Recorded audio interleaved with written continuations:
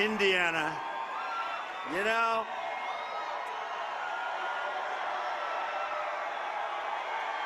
beautiful.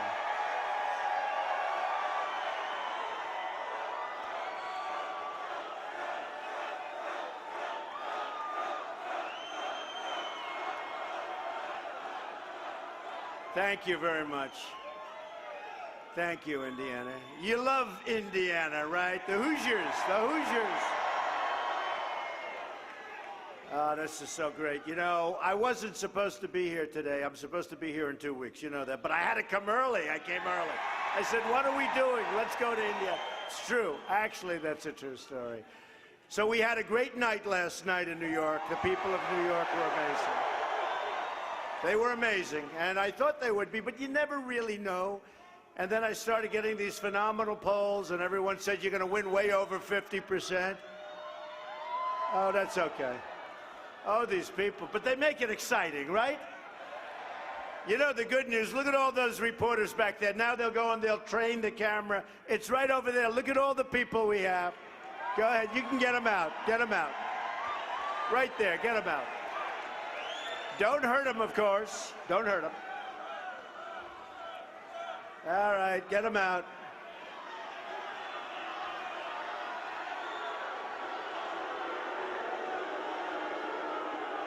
Never ends. It never ends.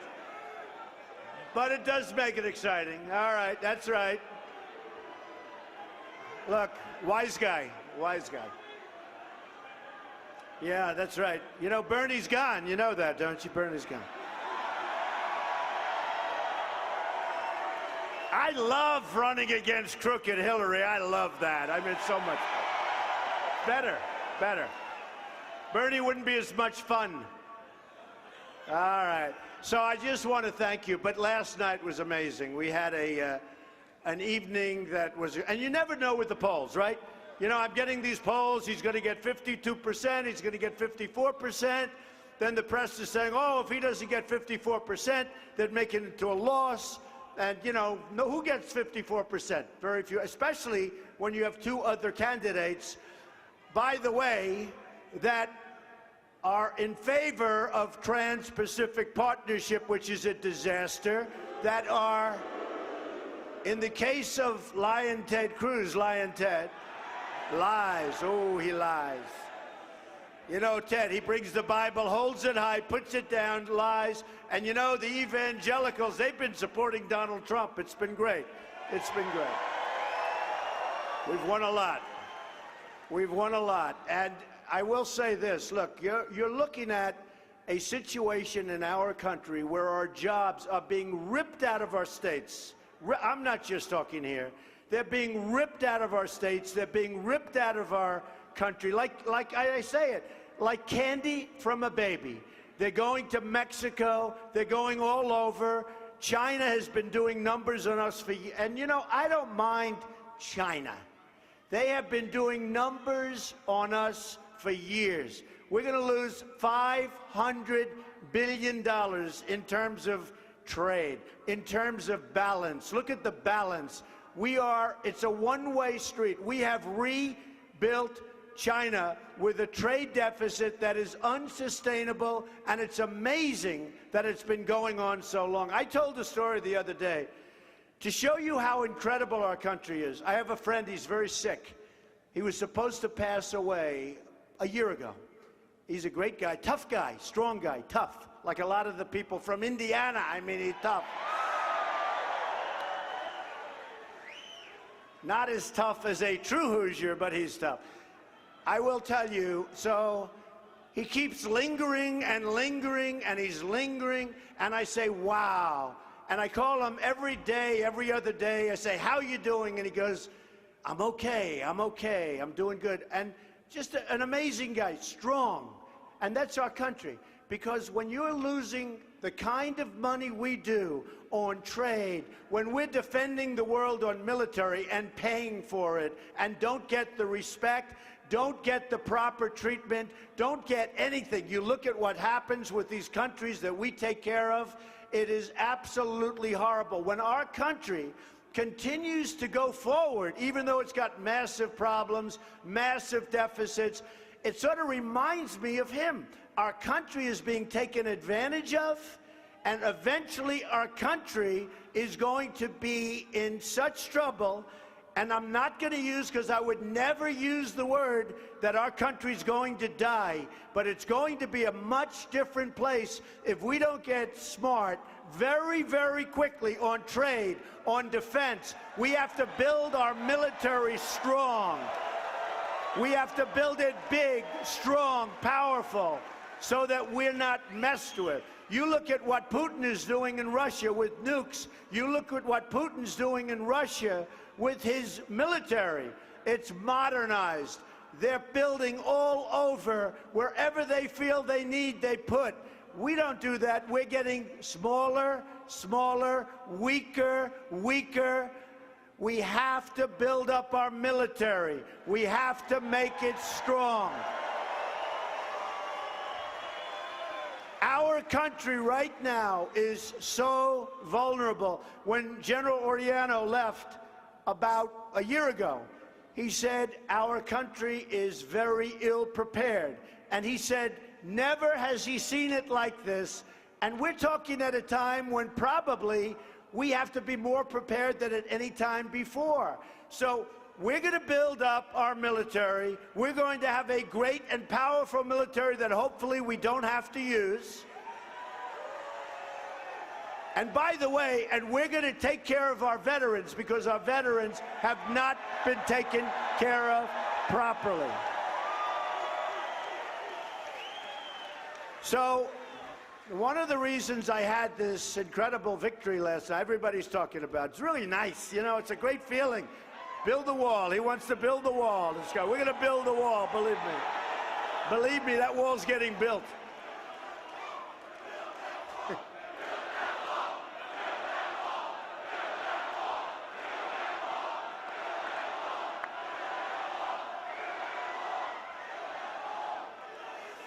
I love you too. I love you too. No. We're going to have strong borders. We're going to build the wall. And you know, when Carrier, that left here, goes to Mexico, and they want to sell their product across the border, and no tax, no nothing, we're going to say, sorry, folks, we have a nice, strong border. We have a nice, beautiful wall. You're going to bring it across the border, and we're going to charge you a 35% tax after what you did. It's no good. It's no good. I mean, I'm looking at statistics. One of the reasons that New York gave me such an incredible vote, a vote far beyond what the polls said, and I wasn't surprised. When you look, the vote was incredible. It was record-setting, and it's New York. And you know what is nice, I have to say? The place that knows me best gives us that kind of whatever.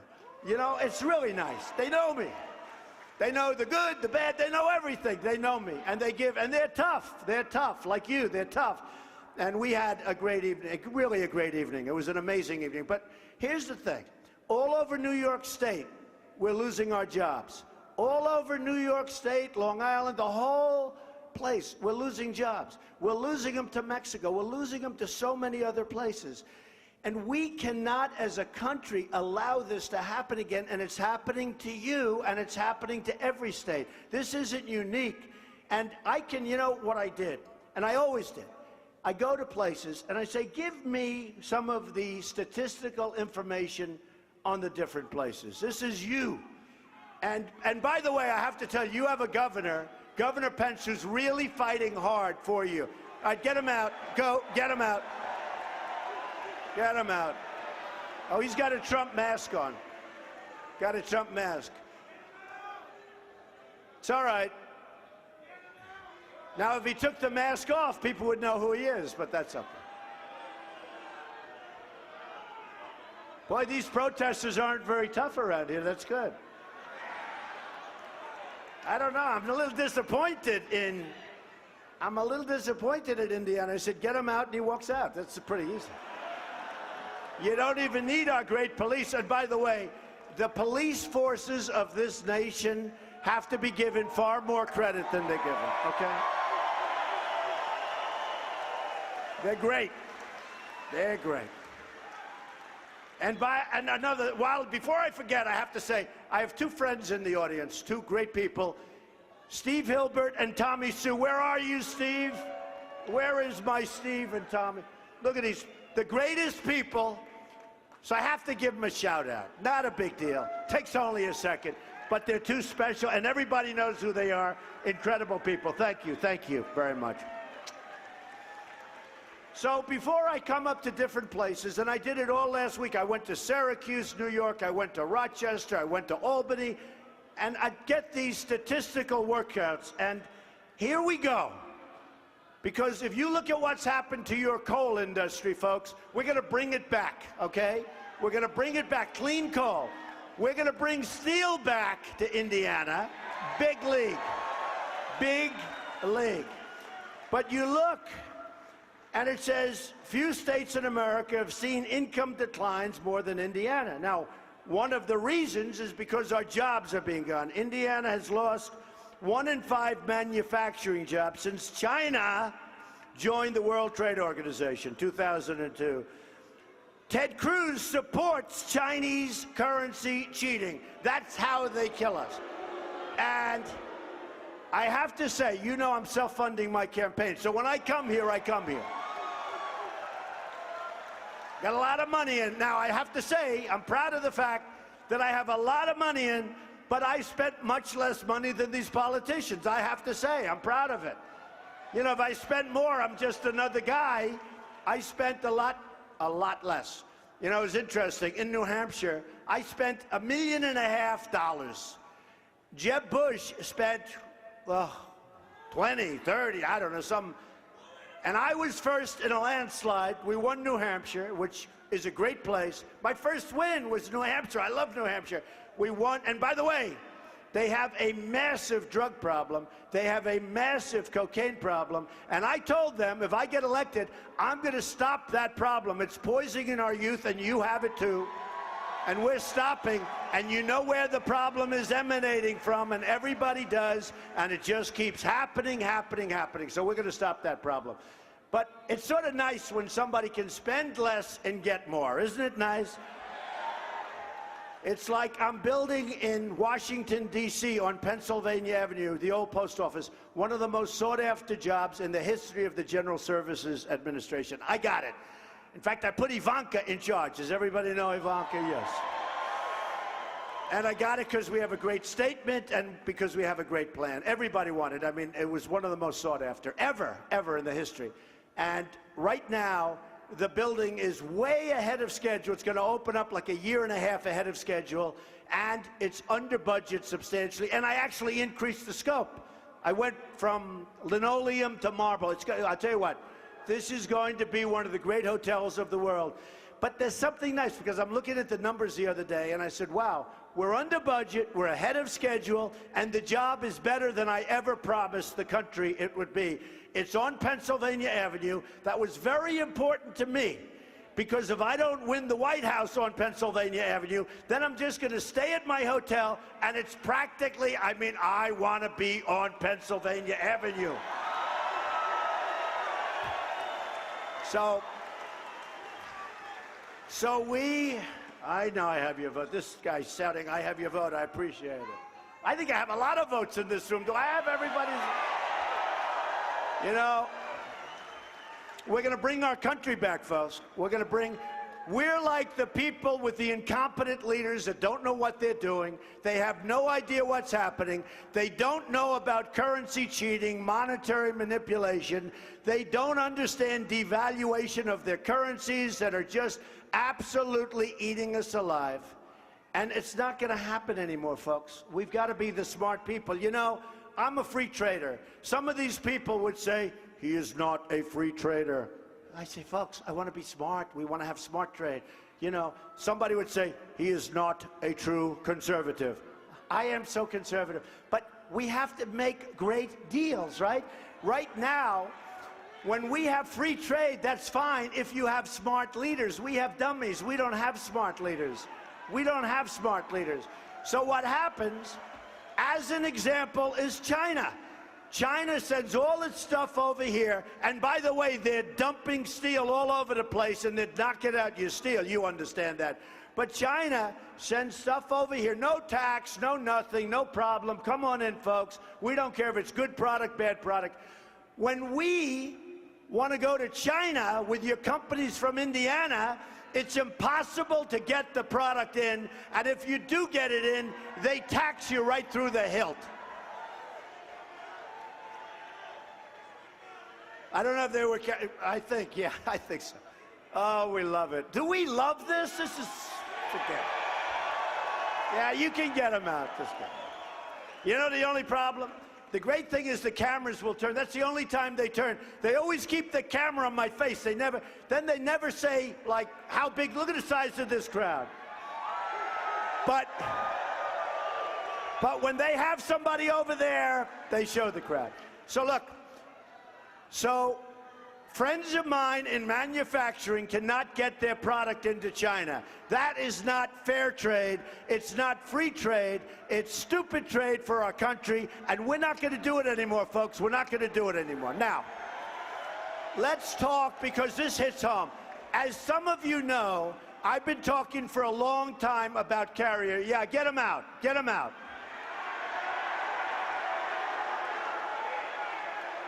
You know, they all came at the same time in the same little section, and they go one at a time, raise their hand.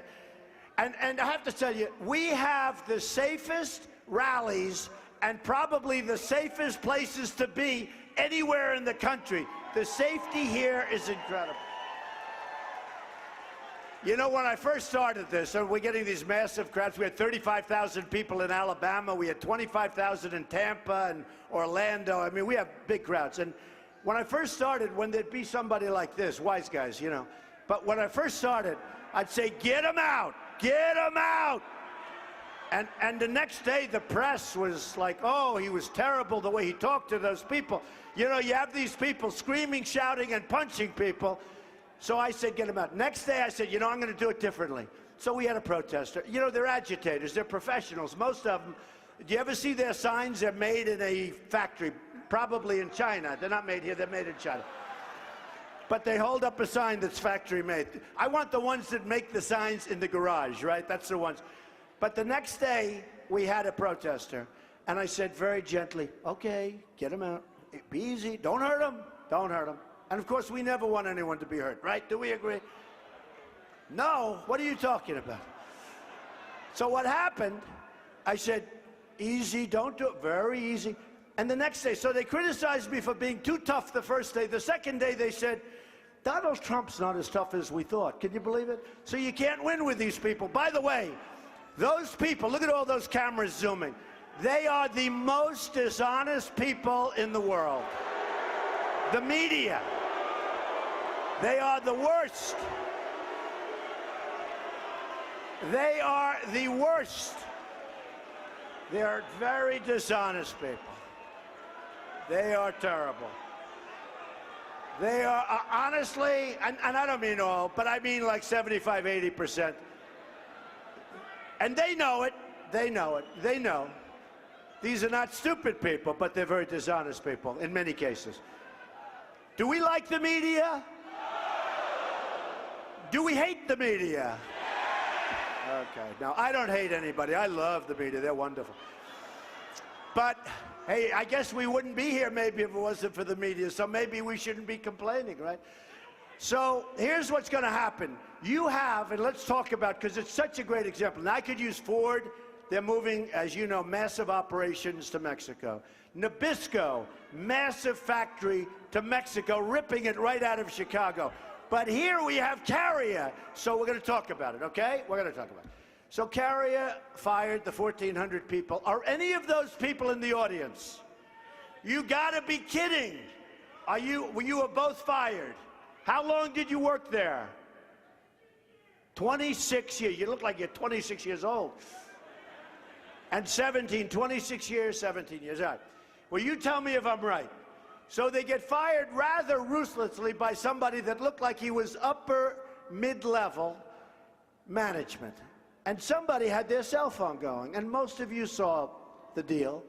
And I thought it was terrible. I was sitting home, I'm watching the news, and I see 1,400 people get fired from Carrier. And the man said, we're going to Mexico. Essentially, you're fired. You know, I did well with that, you're fired. But, so, that's right, we'll fire Hillary. Hillary, you're fired. Believe me. She'll be fired. She'll be fired if she ever gets a chance to run. I think she's being protected. You know, one of your local newscasters, a great person actually, said to me, well, what do you think of Hillary? Do you think she'll be allowed to run? Because she's going to win. Because, you know, it's a rigged system. By the way, just so you know, the Democrat system is rigged, but the Republican system is even worse, I will tell you. Because with the Democrats, you have the super delegates, and, you know, that's obvious. That's obvious. Because you'd read all the time, other than last night, Sanders wins, wins, wins, wins, wins, wins. And then you see back there, they're saying, well, Sanders can't win. The reason, look, we got a rigged system, folks. We got a rigged system. The Republicans are worse. Here's this. I'm millions of votes ahead, millions of votes ahead of Lion Ted Cruz, right? I'm about 300 delegates ahead of Lion Ted. And, you know, it started when I looked and I won. And we have a great team. We have a great team. But it started when I looked at Louisiana. I win Louisiana. We had rallies like this, tremendous crowds, and I win. And I go home. And that election was on a Saturday. So I'm at Friday night. I'm at a massive airport hangar, tremendous, thousands and thousands of people. I made a speech. Everybody was crazy. I was going. I loved it. Everybody loved it. I leave. Next day they go, they vote, I win. And then I find out I get less delegates than the guy that I beat. I said, there's something wrong with the system. This system's not working too well. And you know, even my enemies up there in the media agree with me in almost all cases. It's a rigged, crooked system that's designed so that the bosses can pick whoever they want, and that people like me can't run and can't defend you against foreign nonsense, and can't defend you against China and Japan and Mexico and Vietnam and India and every single country you can name, because we lose with believe me, with every deal we do. So it's a rigged system. It's rigged for the lobbyists, it's rigged for the donors, and it's rigged for the special interests. It's dishonest. And when you win the vote, you win. You don't go and win the vote. I mean, we have a situation in Pennsylvania where I'm doing great. And if you win Pennsylvania, you get 17 delegates. And the rest of them are up for grabs. What does that mean? And then they can take the delegates, they can put them in airplanes and fly them to resorts, they can have dinners with them, they can put them in hotels. Essentially what they're saying is they can buy the election. And I can buy more elections than they ever thought of, believe me. But I think it's such a bad system. It's so unfair. And it really is. I call her Crooked Hillary. I can tell you this is a crooked system. This is a bad, bad system. And we're going to get it changed. We're going to get it straightened out.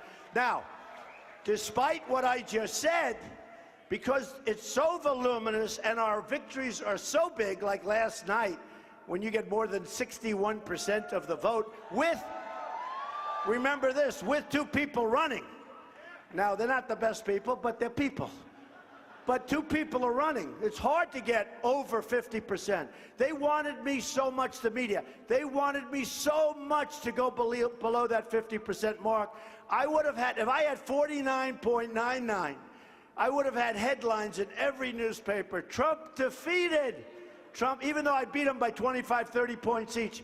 Trump defeated in New York. Well, anyway, we can't do that. So what happens, the only way we can really beat the system, we have a movement going, folks. We're on the cover of Time magazine. This is a movement. The only way we can beat the dishonest, rigged system is by you continuing to come out and vote. You're going to get your chance in a few weeks. Come out and vote big league. And here's the thing. I'm not controlled by somebody that gave me $10 million and he represents the pharmaceutical industry. I'm not controlled by people that represent energy and lumber and all of the others. I'm controlled by you. I'm going to do the right thing. I'm going to do the right thing. And the truth is, our country can never, ever come back with these politicians, because you have lobbyists in Washington, and they have on their forehead stamped, it says Cruz, it says Crooked Hillary, it says all sorts of because you have lobbyists that take care of Cruz. You have a company that wants to leave Indiana and go someplace, and they say you can't do it. They go and they see Cruz, or they see this one or that one, any one of them. And you know what happens? 100%. Go ahead, folks. So it's not in the best interest of our country. And we're going to change it. They're all bought off with campaign contributions and super PAC money. And we're not going to let it happen anymore, because you're being affected. And then you wonder, why do we have these deficits when we shouldn't? Why are we taking such good care of other nations, and why are we taking care of their military? Why do we take care of Saudi Arabia, one of the richest countries in the world, making, during the higher prices, $1 billion a day? And we defend Saudi Arabia. And now we know Saudi Arabia, and I have a lot of friends in Saudi Arabia, they would not be there for a week if we didn't defend them. So why aren't they paying us a fair price? We're losing our shirts on every single thing we do, and we're going to stop it, okay? We're going to stop it.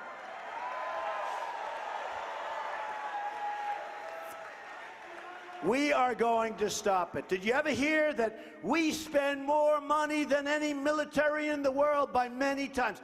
I hear it all the time. We spend more money than any military in the world by many times. You know why? We're defending Germany. We're defending Japan. We're defending South Korea.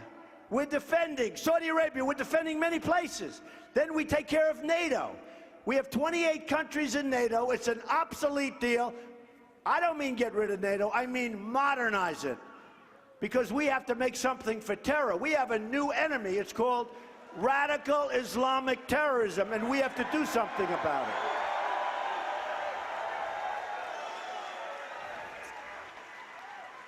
And we take care of many of those countries, many of whom are, and which are rich countries, and they're delinquent. They don't pay. You know why?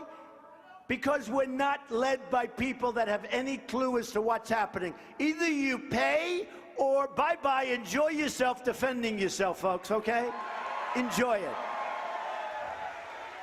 I mean, we have countries that are known delinquents. You know, in our businesses we call them, they're delinquent, meaning they don't pay their bills. So why aren't they paying? They're not paying because the United States has weak leadership. And you know what? I'll be firm, I'll be fair, and we will have better relationships with our allies than we do right now. Believe me, better.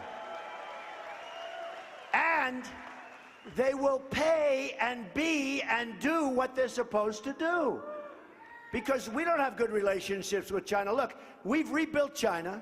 We have rebuilt. It's the greatest theft, what they've done to us, the greatest theft in the history of the world. What they've done to us, they've taken our jobs, they've taken our base, they've taken our money. We've rebuilt China. And you hear that when you look at the deficits. Just look at the trade deficits. Look at the kind of money you're talking about. You go to China, they're building bridges all over the place. They're building roadways. They have trains that go 250 miles an hour. We have, what do we have? We have nothing. We have nothing. We have obsolete airports, broken roadways, schools that shouldn't even subsist. We go to places, we'll build a school 3 or 4 times. But if we want to build a school in Indiana, they'll say, no, I'm sorry, we don't have any money for that. So we're going to change our way. And here's the problem. Those countries that we help so much, they have no respect for us. So look at China. We give them all of this trade, all of this money. They rip us off. We want to do business there. They don't take our product. But if they do, they charge you a fortune in tax. Their tariffs are unbelievable. Nobody talks about it. Nobody talks. But what do? In the South China Sea, they are building a military fortress, the likes of which you've never seen. Not supposed to do it. They're not supposed to be doing that. and yet we make them rich. We're the ones paying for that. So all of that stuff ends if Donald Trump is elected president. Believe me, it all ends. You know, I was very honored over the weekend. There was a major story on Drudge, the top of Drudge, who's a fantastic guy, by the way, Matt Drudge. But at the top of Drudge was a major story that the Chinese finance minister, high up, is extremely angry with the rhetoric of Donald Trump. And I said, oh, that's great. Now, you know, I'm a candidate, I'm running. He was very angry. You know why? Because I've exposed that they've been ripping us off for so many years. And I'll get along with them just fine, folks. And I've dealt with China. I've made a fortune with China. I've made an absolute, I borrowed $1 million when I started, and I now have a company that's worth more than $10 billion. And that's the kind of thinking we need. Some of the greatest assets in the world, low debt, big cash flow, and I'm not saying that in a braggadocious way. I'm saying we need that kind of thinking in this country because our country is going to hell.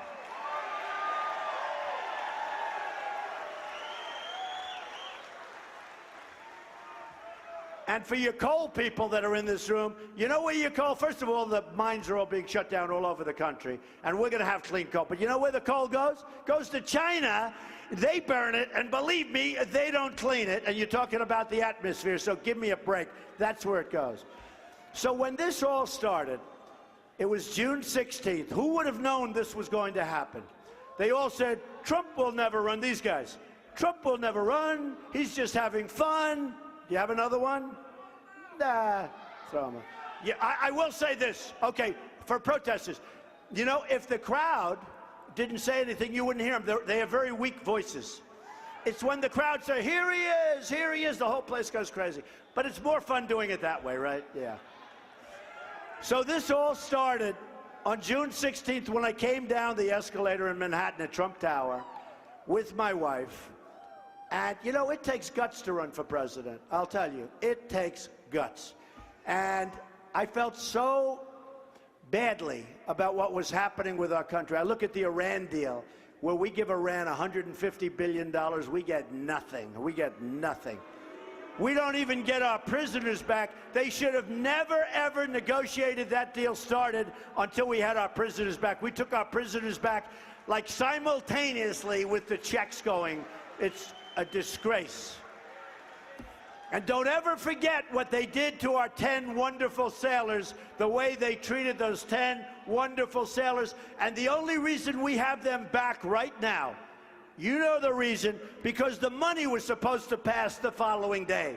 And stupid they're not. They gave them back after roughing them up and roughing them up mentally and psychologically. Folks, when I'm running things, that stuff's not happening.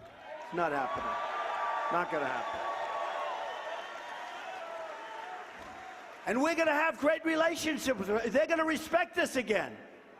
Hey, Putin said Donald Trump is a genius. Okay, is that nice? Doesn't mean anything. Donald Trump is a genius. He's a real leader. Now, you know, my people that I debate up here, these Republican folks that are taken care of by all the lobbyists, they said, we want you to disavow the fact. We want you to say disavow. And I said, I'm not disavowing that statement. No way, not in a million years. We'll get along with Russia. And what's wrong with getting along with Russia? And what's wrong with getting along with other countries? And what's wrong if Russia wants to drop million-dollar bombs on ISIS? I say, good, good, good. Our military geniuses, they say, oh, we don't want to do it. We want to do it ourselves. Believe me, we will get rid of ISIS so fast that your head will spin, okay? So fast. You know, for years and years, I'd read about medieval times. I love history. And in medieval times, they chopped off heads. But when do they do this? Now we're living in medieval times.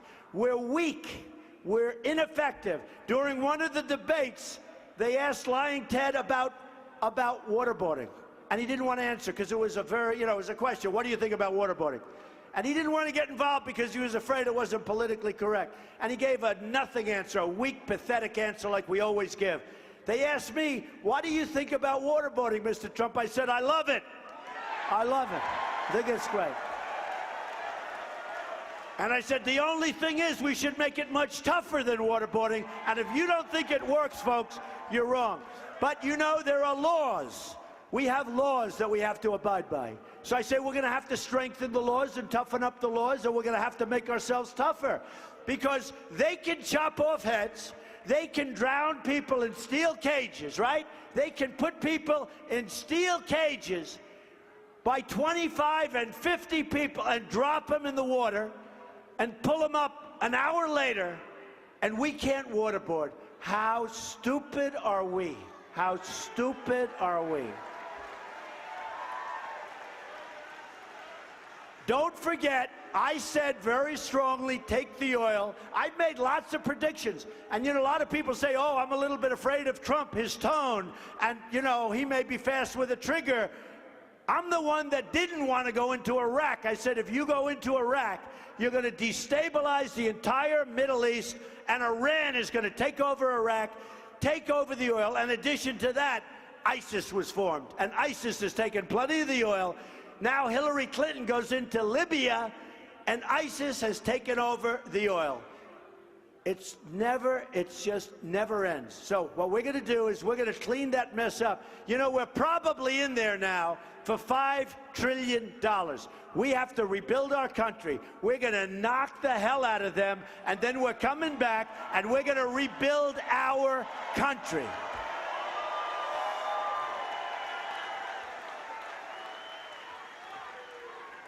So when I came down the escalator, there were two things. One was trade, and the other was borders. And I was very strong on borders, and I shot up in the polls. And the trade, believe me, folks, I will handle it. You saw who was at my event last night. The greatest business people in the world. Carl Icahn endorsed me, many of them. I have great, great people. We are going to have our smartest business people. We have the best. They don't want to be paid. They're going to make the greatest trade deals you've ever seen. We're going to be fair to the other side, but it's not going to be a ripoff like it is now. So we're going to make great trade deals. We're going to make great border. And yes, that's true. We're going to have a strong border. Last week, 16,500 Border Patrol agents endorsed Donald Trump. It's the first time in their history that they ever endorsed a presidential candidate. And speaking of endorsements on the border, Sheriff Joe from Arizona, Joe Arpaio, endorsed Donald Trump. So we're going to have strong borders, and we're going to make sure that people come into the country because we want people to come into the country, but they have to come into the country legally. Or we don't have a country. So it started off very, build that wall. Don't worry. Oh, they love this wall. Do we love the wall?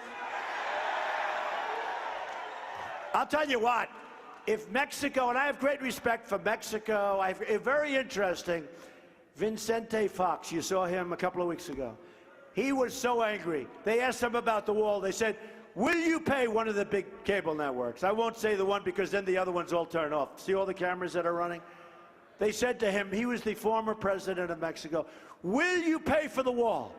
He said, we will not pay for the, and then he threw out the F-bomb. The anger. And you know why he was angry? Because nobody's ever talked to them. Nobody's ever said you have to pay.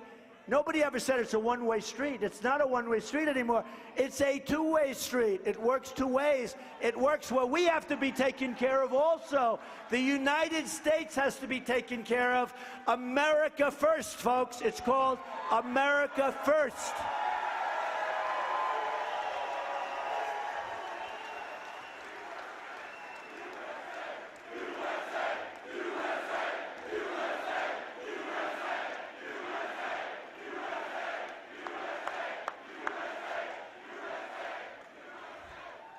It is. It's America first. So he's being interviewed, and he said, we won't pay for the, and then he used the F-bomb. Can you imagine if I used the F-bomb?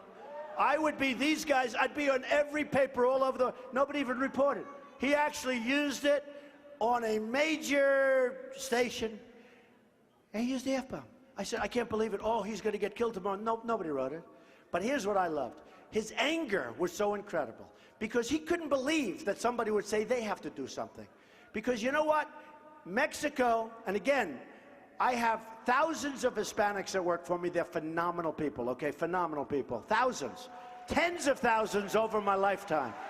They're phenomenal people. And by the way, I won the state of Nevada. They did a poll with Hispanics coming out, and Donald Trump was by far #1 in the poll with the Hispanics, #1 in the poll.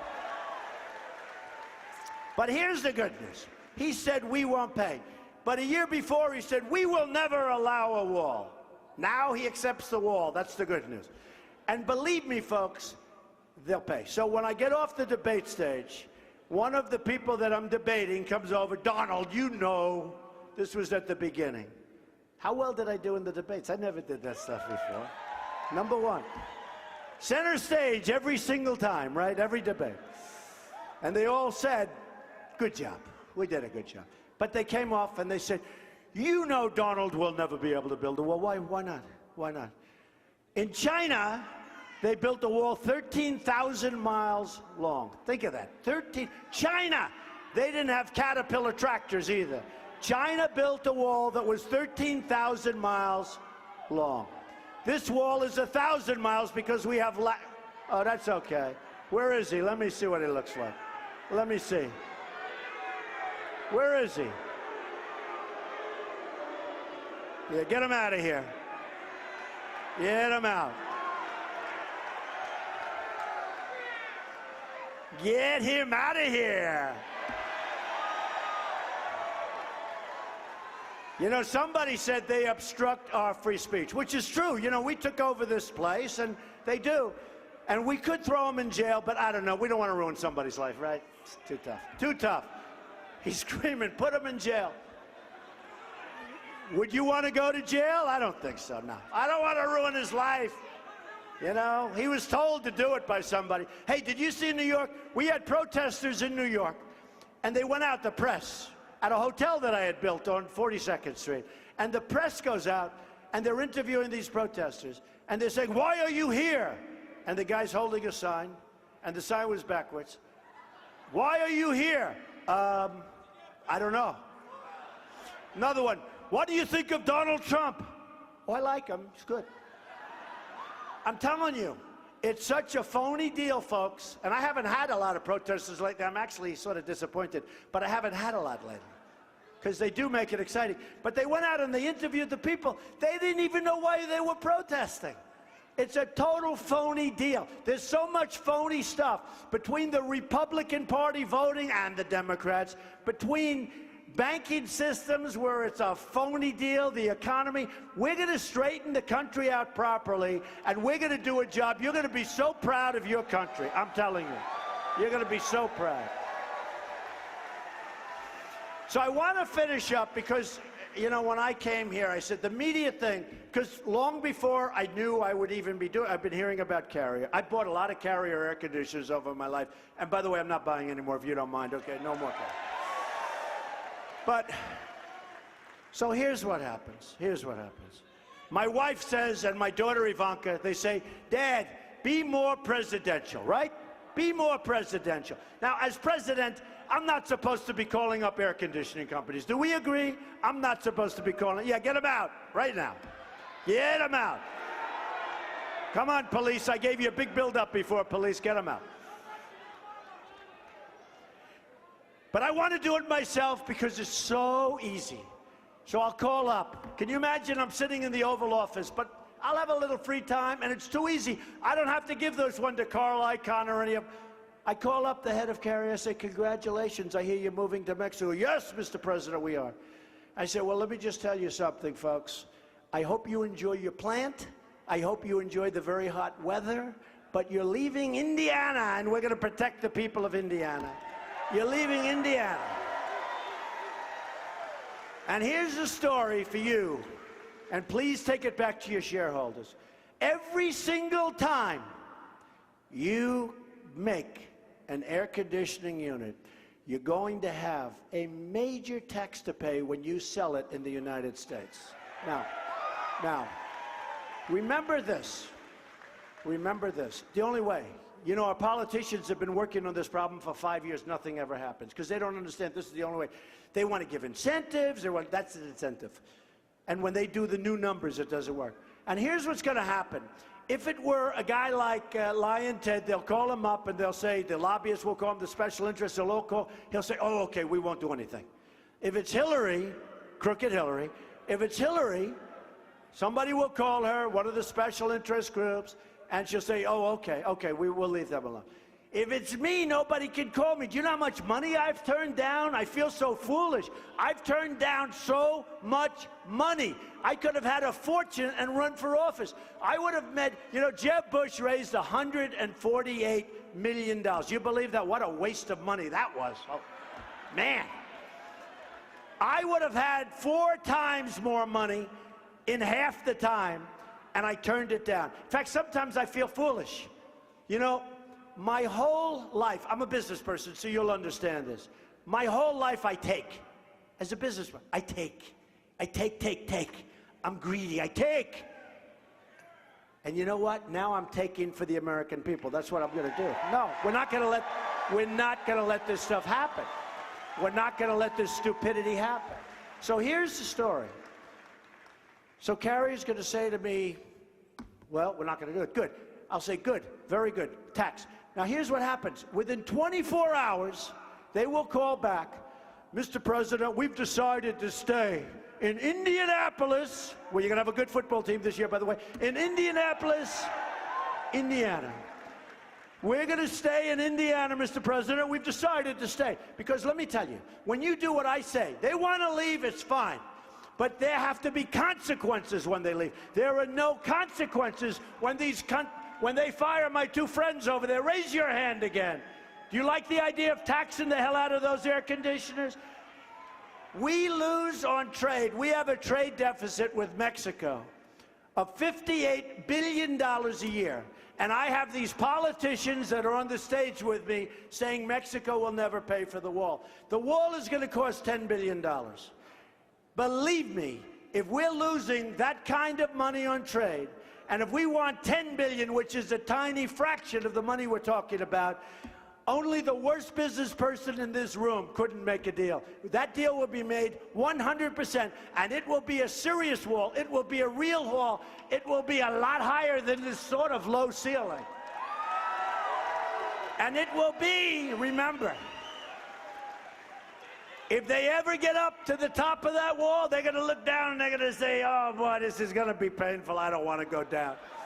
Now, we're going to have a real wall. We're going to take care of those 2 guys and your other 1,300. You understand what I'm going to say, right? We're going to take care. Will you spread the word to the we will get them. And maybe it's not even too late. They ought to do this fast. Let them tell them you're going to pay a damn tax when you leave this country and you think you're going to sell product because we're all so stupid. We have leaders that don't know what they're doing. We have leaders that are stupid people, and we have leaders that are corrupt people. They're controlled by their campaign contributions. And believe me, if I were in office right now, Carrier would not be leaving Indiana. That I can tell you. That I can tell you. So, folks, here's the story. This was a stop that was unexpected, and frankly, after 2 days, like, look at this crowd. But I told my people I want to go to Indiana. Indiana is going to be very important because we have a movement going on that's on the cover of Time magazine many times. We have a movement going on that everybody is talking about.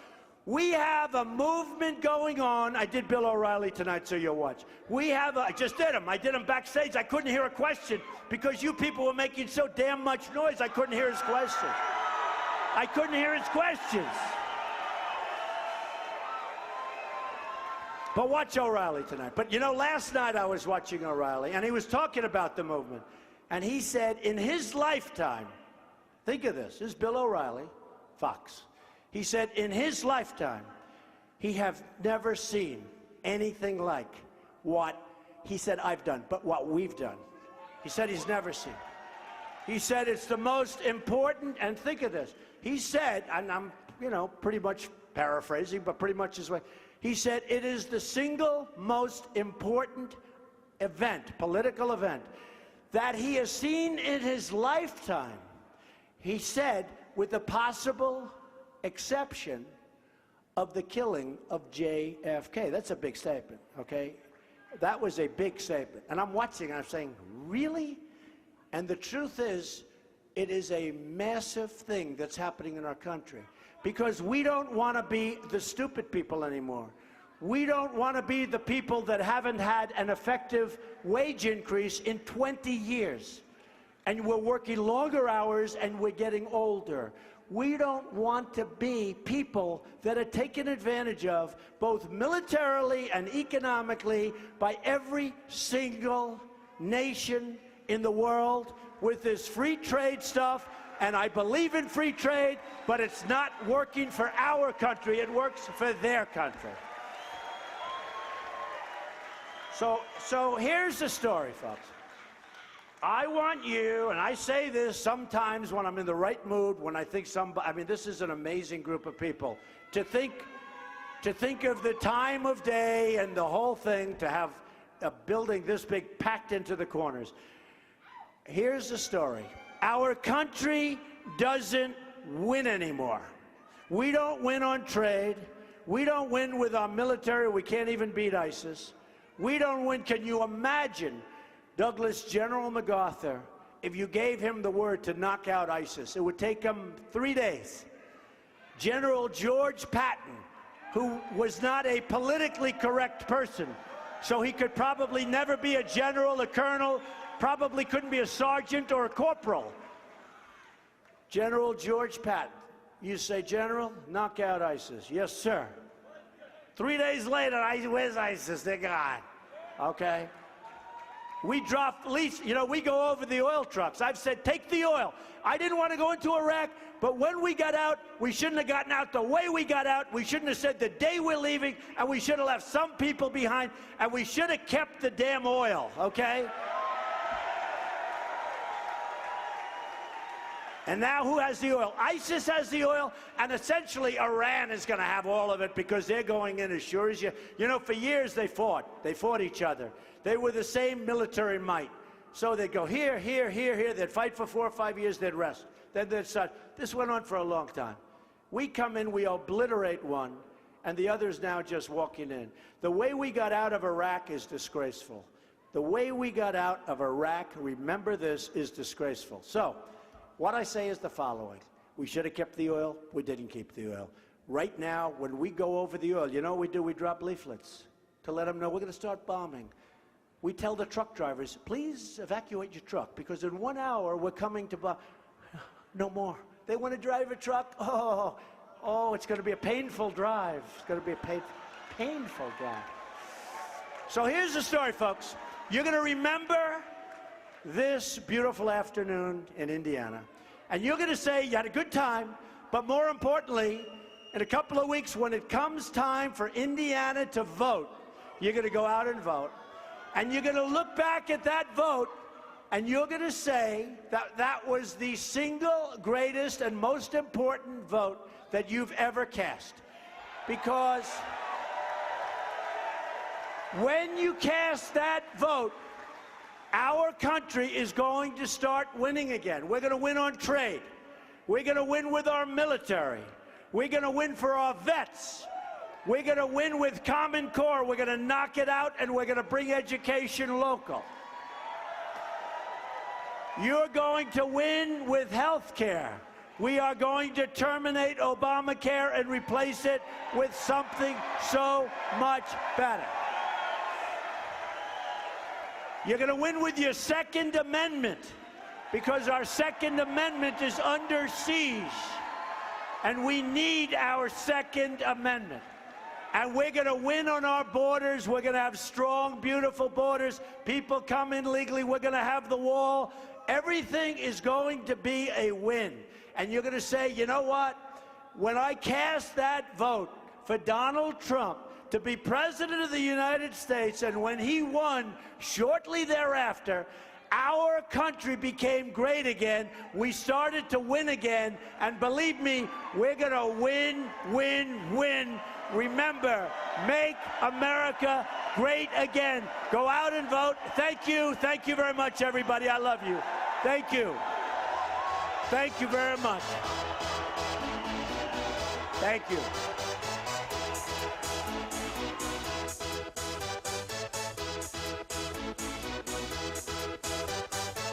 Y'all ready for this?